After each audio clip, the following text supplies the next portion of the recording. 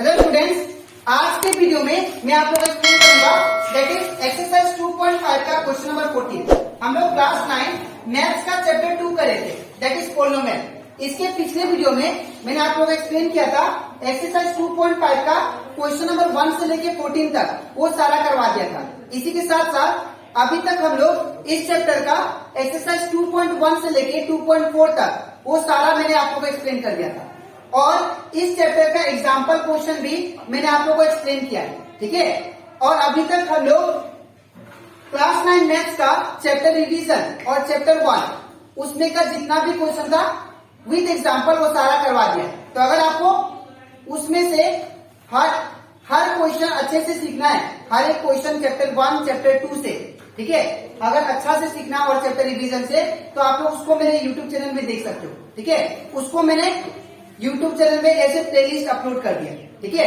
अगर कोई भी डाउट लगे तो आप लोग कोई भी क्वेश्चन में तो आप लोग उसको उस वीडियो को देख सकते हो, ठीक है। तो स्टार्ट करते हैं अच्छा क्लास। यहाँ पे आप लोग को बोला गया है एक्सरसाइज 2.5 में क्वेश्चन नंबर 14 में without calculating the cubes find the value of each of the following. इसको बिना एस इक्वल क्यूब फाइंड किए हम लोग को यहाँ पे एक सुइटेबल आइडेंटिटी लगा के दैट इज सुइटेबल फॉर्मूला लगा के इसको हम लोग को कैलकुलेट करना है, ठीक है। तो ये कैसे को ध्यान से देखिए। सबसे पहले अगर बात करें यहाँ पे हम लोग इसका इनिशियल कंडीशन जानते हैं कि if A plus B plus C equal to 0, अगर a plus B plus C equal to 0 होता है तो मैंने एक फॉर्मूला आप लोग को लिखा था that is A cube plus B cube plus C cube, वो किसके बराबर होता है 3abc के बराबर, जो कि हम लोग जब सोल्व कर रहे थे, जब हम लोग इसका पिछला question that is question number 30 में करा रहा था उस टाइम ये कंडीशन लिखा था, ठीक है। तो अगर आपको याद है तो आप लोग इसका पिछला वीडियो देख लो, ठीक है। यहाँ पे मैंने ये बोला था कि अगर a plus B plus C equal to 0 होता है तो a cube plus B cube plus C cube क्या होगा इक्वल टू 3abc होगा। आप ये कैसे आप ध्यान से देखिए। हम लोग जानते हैं that is a cube plus B cube plus C cube minus 3abc equal to, ये फॉर्मूला आप लोग को बुक में प्रोवाइडेड है, a plus B plus C, ठीक है, फिर bracket a square plus B square plus C square minus A B minus B C minus C A, ये फॉर्मूला आप लोग को बुक में दिया है, ठीक है। लेकिन इन टर्म्स ऑफ एक्स दिया, ये इन टर्म्स ऑफ क्या है एबीसी है।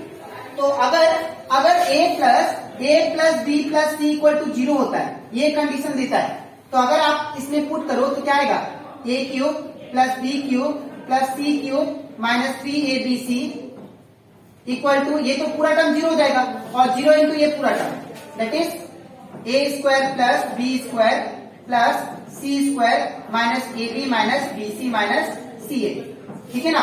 तो इसका मतलब अगर a cube plus B cube plus C cube minus 3abc, ये तो सेम रहेगा माइनस 3abc, ये किसके बराबर आ जाएगा 0 इंटू एनीथिंग 0। फिर मैंने क्या किया, इसको मैंने उस साइड भेज दिया तो क्या बचेगा a cube plus B cube plus C cube equal to 3abc हो जाएगा, ठीक है ना, ठीक है। ये आपका कंडीशन आ जाएगा। तो इसका मतलब क्या कि अगर a plus B plus C equal to 0 होता है तो अगर आप लोग इस फॉर्मूला में पुट करो तो ये पूरा टर्म 0 हो जाएगा राइट साइड का, और देन इसको इस साइड भेजने से ये फॉर्मूला आ जाएगा, ठीक है। तो ये कंडीशन है, इसलिए मैं डायरेक्ट लिख दिया यहाँ पे, ठीक है। तो अगर a plus B plus C equal to 0 होता है तो a cube plus B cube plus C cube equal to क्या होगा 3abc। अब इसको यूटिलाइज करते हुए हम लोग इसको फाइंड करेंगे, इसका क्यूब फाइंड करेंगे। अब कैसे वो ध्यान से देखिए। अब यहाँ पे हम लोग क्वेश्चन क्या दिया था that is -12 cube plus 7 cube plus 5 का क्यूब। अब आप लोग क्या करो, अब आप लोग यहाँ पे कंपेयर कीजिए, यहाँ पे a का वैल्यू कितना है, a का वैल्यू क्या आपका दैट इज -12। अगर इसको कंपेयर करूं तो a का वैल्यू कितना है -12, b का वैल्यू कितना है दैट इज 7, ठीक है, और c का वैल्यू कितना है दैट इज 5, c का वैल्यू है 5, ठीक है।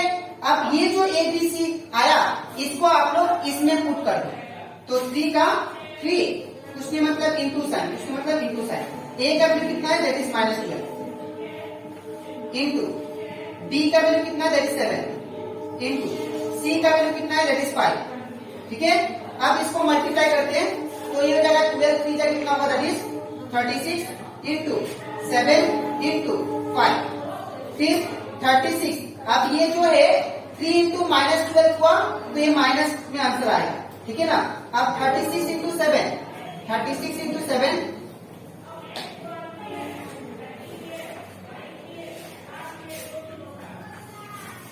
ये हो जाएगा 252 -252 इंटू 5, फिर इसको 5 से करते हैं इंटू, तो 0 1 n 1260, ये कितना आ जाएगा, -1260। ठीक है, तो आप लोग डायरेक्टली लिख देना, इसको आप लोग करने की जरूरत नहीं, मैंने आप लोग को बस इसलिए समझाया कि मैंने a plus B plus C equal to अगर 0 होता है तो मैंने ये कैसे लिख दिया। ठीक है, ये मैंने आप लोग को यहाँ पे एक्सप्लेन किया।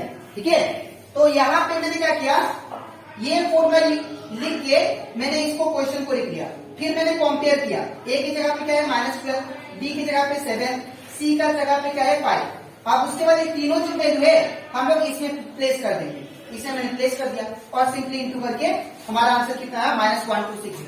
ठीक है, तो ये कंप्लीट हो जाता हमारा एक्सरसाइज 2.5 का क्वेश्चन नंबर 14 का 1। अब हम लोग करते हैं दैट इज 14 का 2 नंबर, इसको भी हम लोग सेम करेंगे, that is if a plus B plus C equal to 0। अगर a plus B plus C equal to 0 होता है तो हम लोग क्या लिख सकते हैं, that is a cube plus B cube plus C cube equal to क्या होगा, 3abc। ठीक है ना, और यहां पे हम लोग को क्वेश्चन क्या दिया है, दैट इज 28 का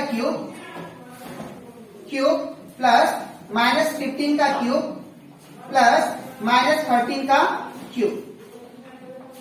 ठीक है, अब आप लोग क्या करो, इसको और इसको कंपेयर करो, तो यहां से a का वैल्यू कितना आया, दैट इज 28, इसको कंपेयर कीजिए तो b का वैल्यू कितना आया, b का वैल्यू -15। ठीक है, उसके बाद c का वैल्यू कितना है, दैट इज -13। ठीक है, अब जैसे ही a b c का वैल्यू आ गया आपका पास, तो आपको क्या करना, a b c का वैल्यू आते ही इसमें पुट करना है, 3abc में। ठीक है, इसमें पुट करना है, तो इसमें पुट करते हैं 3 इंटू a का वैल्यू कितना है, 28 इंटू b का वैल्यू कितना है, -15। ठीक है, इंटू c का वैल्यू कितना है, दैट इज -30। ठीक है, अब ये माइनस से ये माइनस खत्म। ठीक है ना, ये माइनस माइनस कैंसिल हो गया, तो क्या बचा, 28 इंटू 3 करते चले, 28 इंटू 3, तो 8 3 जा 24, 4 2 and 84। ठीक है, तो ये कितना आ गया, 84 इंटू फिर कितना है 15 इंटू फिर कितना है 30। आप 84 इंटू 15 करते हैं,